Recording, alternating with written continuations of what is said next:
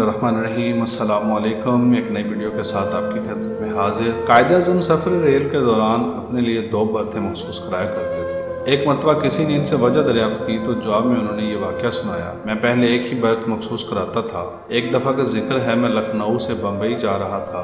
किसी छोटे से स्टेशन पर रेल रुकी तो एक एंग्लो इंडियन लड़की मेरे डब्बे में आकर दूसरी बर्थ पर बैठ गई। चूँकि मैंने एक ही बर्थ मखसूस कराई थी इसलिए खामोश रहा। रेल ने रफ्तार पकड़ी तो अचानक वो लड़की बोली, तुम्हारे पास जो कुछ है फ़ौरन मेरे हवाले कर दो, वरना मैं अभी जंजीर खींच लूँगी और लोगों से कहूँगी कि ये शख्स मेरे साथ ज़बरदस्ती करना चाहता है। मैंने कागजात से सर ही नहीं उठाया।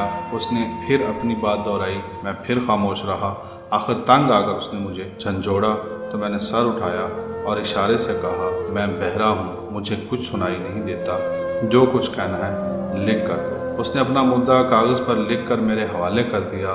मैंने फ़ौरन जंजीर खींच दी और उसे माए तहरीर रेलवे हुकाम के हवाले कर दिया। उस दिन के बाद मैं हमेशा 2 बर्तें मखसूस कराता हूँ। एक बार कायद-ए-आज़म मोहम्मद अली जना स्कूल और कॉलेज के तलबा से खिताब कर रहे थे। एक हिंदू लड़के ने खड़े होकर आपसे कहा कि आप हिंदुस्तान का बंटवारा करके हमें क्यों तकसीम करना चाहते हैं? आप में और हम में क्या फ़र्क है? आप कुछ देर तो खामोश रहे। तो स्टूडेंट ने आप पर जुमले कसना शुरू कर दिए। कुछ ने कहा कि आपके पास इसका जवाब नहीं, और फिर हर तरफ से हिंदू लड़कों की हूटिंग और कहकों की आवाज़ सुनाई दे रही थी। कायद-ए-आज़म ने एक पानी का गिलास मंगवाया। आपने थोड़ा सा पानी पिया, फिर उसको मेज़ पर रख दिया।